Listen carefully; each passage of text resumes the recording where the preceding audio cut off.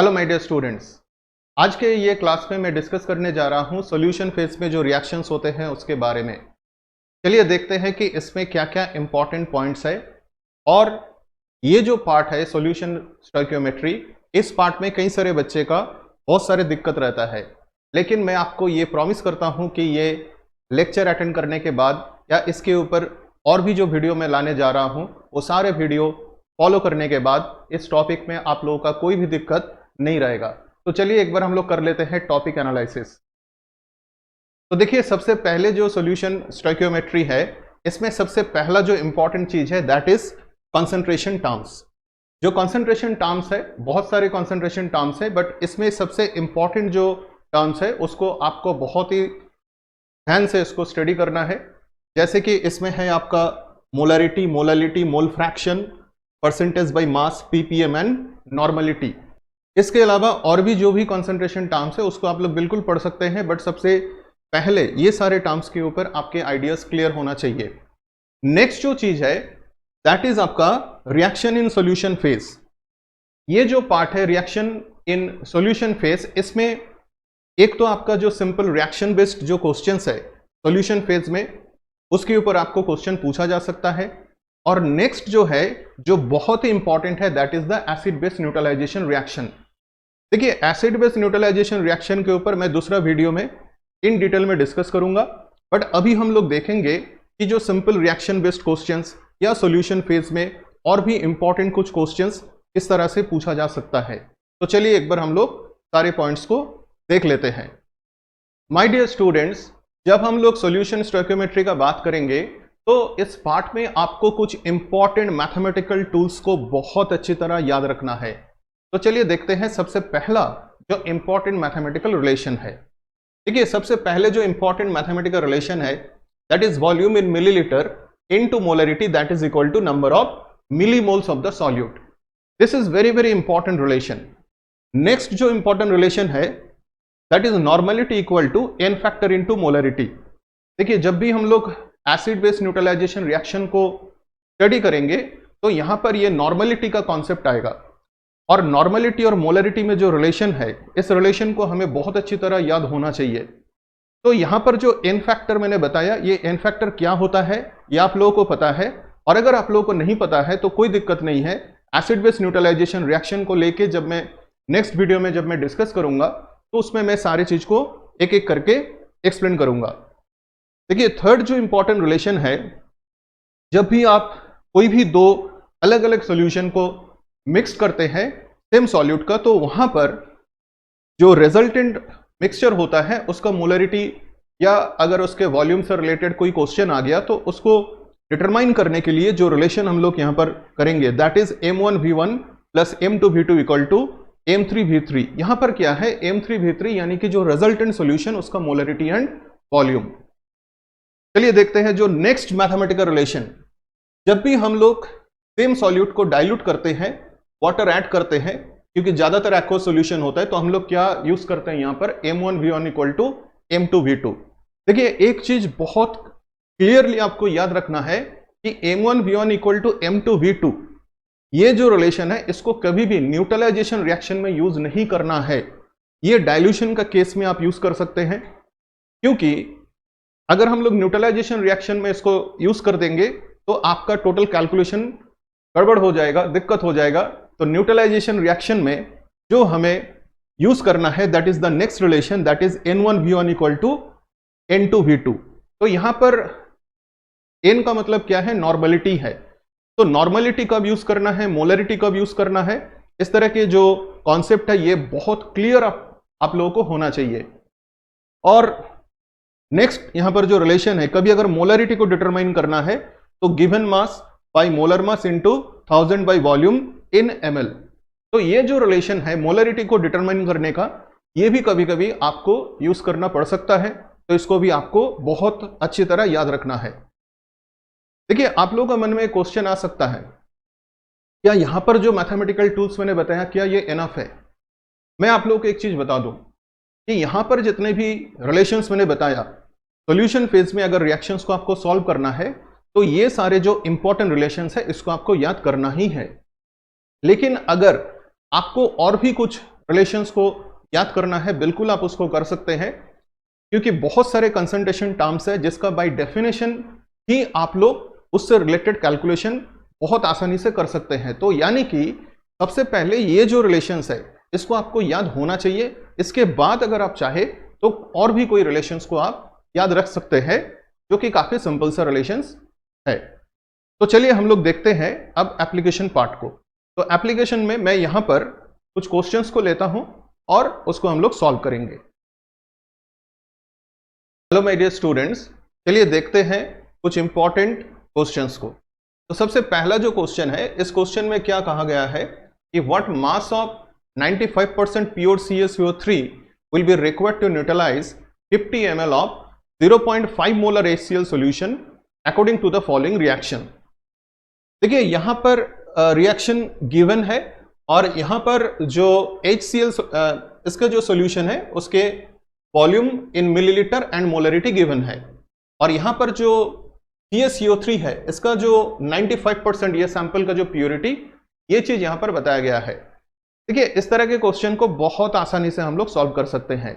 देखिए इस न्यूमेरिकल में क्या कहा गया है कि what mass of 95% pure CaCO3 will be required to neutralise 50 ml of 0.5 molar HCl solution according to the following reaction। इस न्यूमेरिकल में ऑलरेडी एक रिएक्शन गिवन है और इस रिएक्शन के ऊपर बेस्ड करके क्वेश्चन पूछा गया है। तो जैसे कि इस क्वेश्चन में हम लोग ये देख पा रहे हैं कि यहां पर HCl जो है, HCl कितना है कि ये आपका 50 ml and 0.5 मोलर, और पूछा गया है कि इसके साथ what mass of 95% pure CaCO3 will be required to neutralise.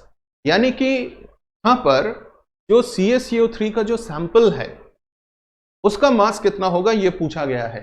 ये नहीं पूछा गया है कि कितना प्योर CaCO3 चाहिए, पूछा गया है जो सैंपल है 95% प्योर उसका मास क्या होगा।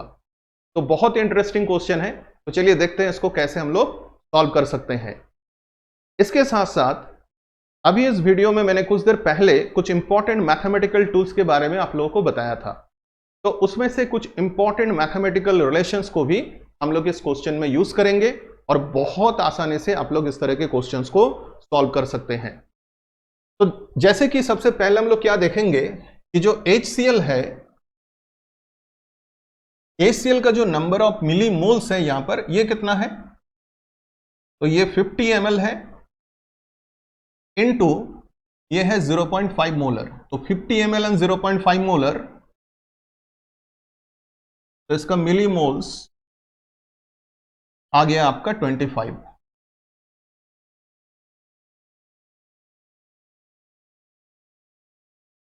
ये HCl का मिली मोल्स यहां पर गिवन है। अब देखिए जैसे कि HCl का मिली मोल्स आ गया, ये ऑलरेडी एक बैलेंस्ड केमिकल इक्वेशन है। तो बैलेंस्ड केमिकल इक्वेशन से हमें क्या पता चल रहा है कि CaCO3 क्या होना चाहिए, CaCO3 HCl का जितने भी नंबर ऑफ मोल्स है उसका आधा होना चाहिए। तो मिली मोल्स के हिसाब से भी CaCO3 का जो मिली मोल्स, एक्चुअल जो CaCO3 है जितना मिली मोल्स चाहिए वो HCl का मिली मोल से आधा होना चाहिए। तो यहां पर क्या देखेंगे, जो CaCO3 है इसका जो मिली मोल्स होगा that will be half of the millimoles of HCl।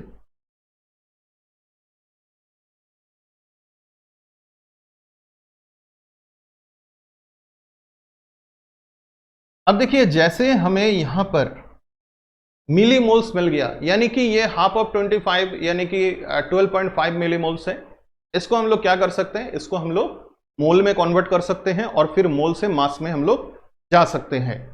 तो एक्चुअल जो CaCO3 है, एक्चुअल CaCO3 का कितने मोल्स यहां पर चाहिए, तो सबसे पहले हम लोग क्या करेंगे,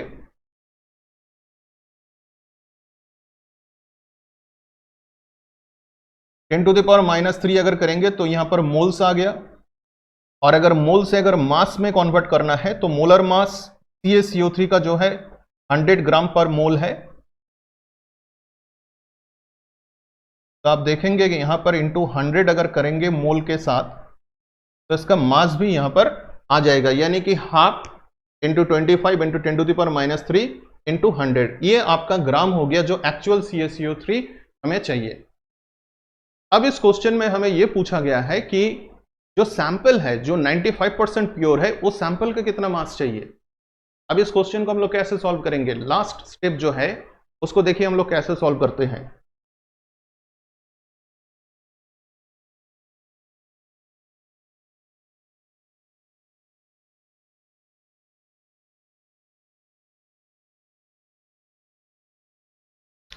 देखिए यहां पर जैसे सैंपल जो है ये 95% प्योर है, ये 95% प्योर है, तो सैंपल जो CaCO3 का दैट इज 95% प्योर।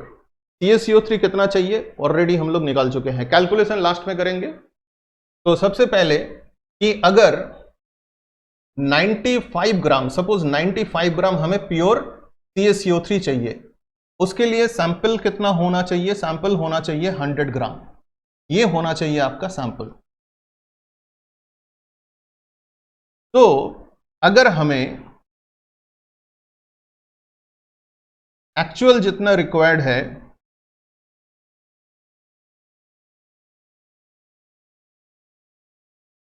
जितने ग्राम ऑफ CaCO3 है उसके लिए कितना होना चाहिए, तो बेसिकली हम लोग यहां पर क्या करेंगे,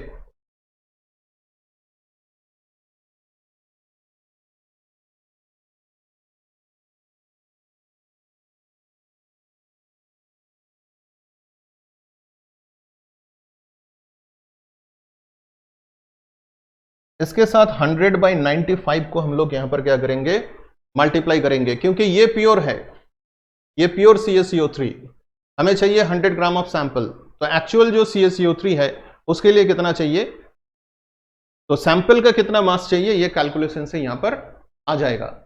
तो जैसे हम लोग सैंपल का जो भी कैलकुलेशन यहां पर करेंगे, तो यहां पर अप्रोक्सीमेटली ये आ जाएगा 1.32, यानी कि द आंसर विल बी ए। तो देखिए ये जो क्वेश्चन है, इस क्वेश्चन में सॉल्यूशन फेज में एक रिएक्शन हुआ, तो हम लोगों ने यहां पर जो मिली मोल्स का कॉन्सेप्ट को अप्लाई किया, क्योंकि ये स्टोइकियोमेट्री का क्वेश्चन है, तो बैलेंस्ड केमिकल इक्वेशन के इंफॉर्मेशन को यहां पर यूज किया, और जो परसेंटेज प्योरिटी, जैसे मैं पिछले वीडियो में बताया था, तो परसेंटेज जो प्योरिटी, परसेंटेज प्योरिटी के ऊपर बेस्ड करके जो लास्ट स्टेप जो है उस स्टेप को हम लोगों ने कंप्लीट किया। हेलो माय डियर स्टूडेंट्स, चलिए देखते हैं अब नेक्स्ट न्यूमेरिकल को। नेक्स्ट जो न्यूमेरिकल है इसमें क्या कहा गया है कि 100 ml of 0.2 molar H2SO4 solution is mixed with 400 ml of 0.05 molar barium phosphate. Calculate the concentration of barium ion in resulting solution. ये जो क्वेश्चन है ये भी आपका सॉल्यूशन फेज में पूछा गया। अब ये सॉल्यूशन फेज में ये जो क्वेश्चन यहां पर पूछा गया है, तो सबसे पहला जो काम है कि हम लोग एक बैलेंस्ड केमिकल रिएक्शन को लिख लेंगे।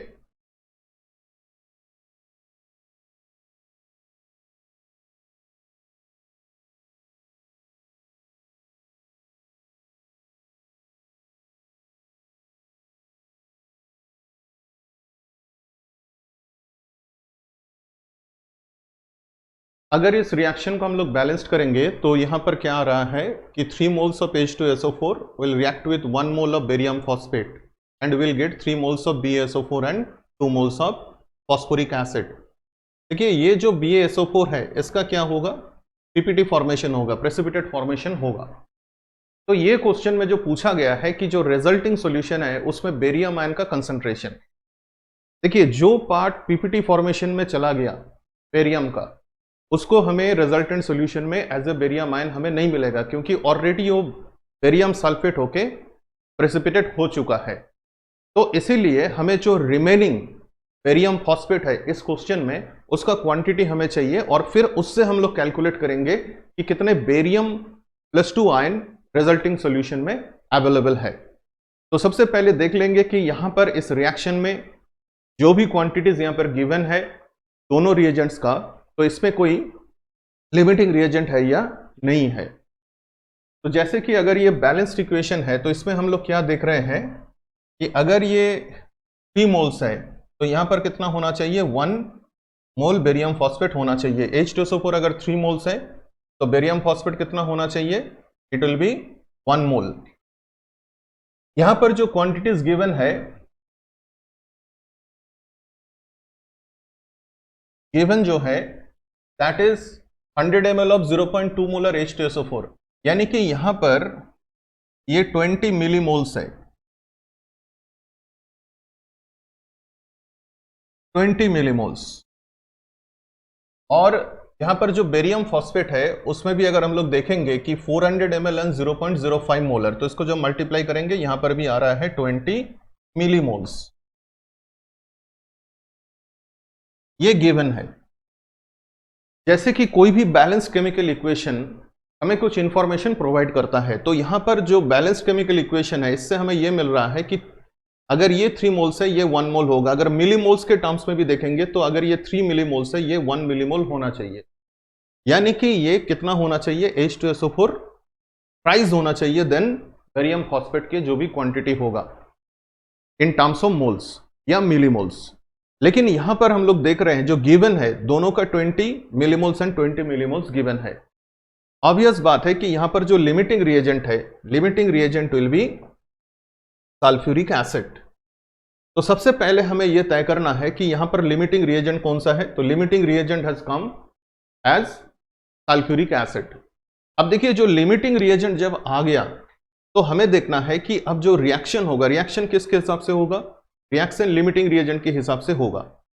तो जैसे हम लोग देख पा रहे हैं कि अगर यहां पर 20 मिलीमोल्स है तो यहां पर बेरियम फॉस्फेट कितना रिएक्ट कितना करेगा, तो बेरियम फॉस्फेट जो रिएक्ट करेगा इसके 1/3 यानी कि 20/3 मिलीमोल्स रिएक्ट करेगा। तो रिमेनिंग कितना होगा, रिमेनिंग होगा ये जो है 20 - 20/3 मिलीमोल्स, ये रिमेनिंग है, ये रिमेनिंग बेरियम फॉस्फेट है आफ्टर द रिएक्शन। अब हम लोग क्या करेंगे, हमें एक चीज ध्यान में रखना है कि जब ये दोनों सॉल्यूशंस को जब हम लोग मिक्स्ड कर रहे हैं तो एक है 100 ml और एक है आपका 400 ml, तो टोटल जो सॉल्यूशन का जो वॉल्यूम हो गया दैट इज 500 ml। यानी कि जो 500 ml है इसमें बेरियम फॉस्फेट का अगर क्वांटिटी यहां पर हम लोग देखेंगे दैट इज 20 - 20/3, यानी कि हम लोग कह सकते हैं 2/3 इंटू 20 मिलीमोल्स। अगर हम लोग इसको देखेंगे 1 लीटर में, तो 1 लीटर में कितना आएगा, ऑब्वियसली 1 लीटर यानी कि 1000 ml, तो 1000 ml में ये बिल्कुल डबल हो जाएगा। एंड देन हम लोग क्या करेंगे कि बेरियम आयंस कितना मिल सकता है, जितने भी रिमेनिंग बेरियम फॉस्फेट से उसको फिर हम लोग फर्दर कैलकुलेट करेंगे। तो चलिए देखते हैं।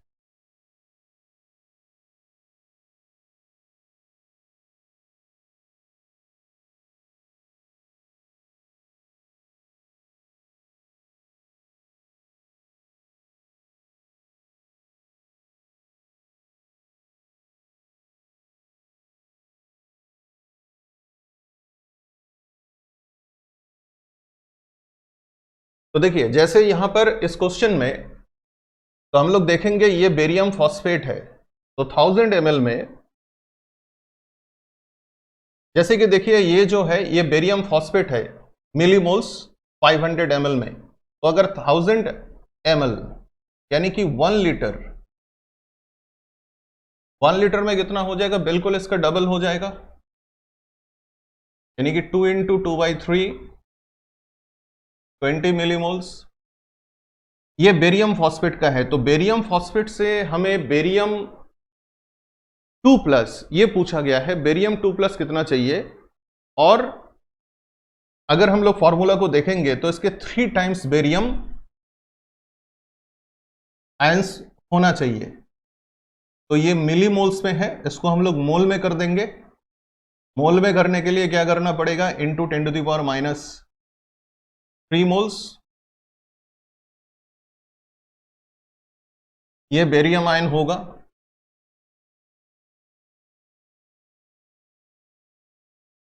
अब अगर हम लोग फाइनल कैलकुलेशन यहां पर करेंगे तो ऑब्वियस बात है, यहां पर साफ साफ जो दिख रहा है कि जो आना चाहिए दैट इज 0.08 मोलर। इसको अगर हम लोग कैलकुलेट करेंगे तो साफ साफ जो हमें दिख रहा है कि यहां पर जो आना चाहिए दैट इज 0.08 मोलर।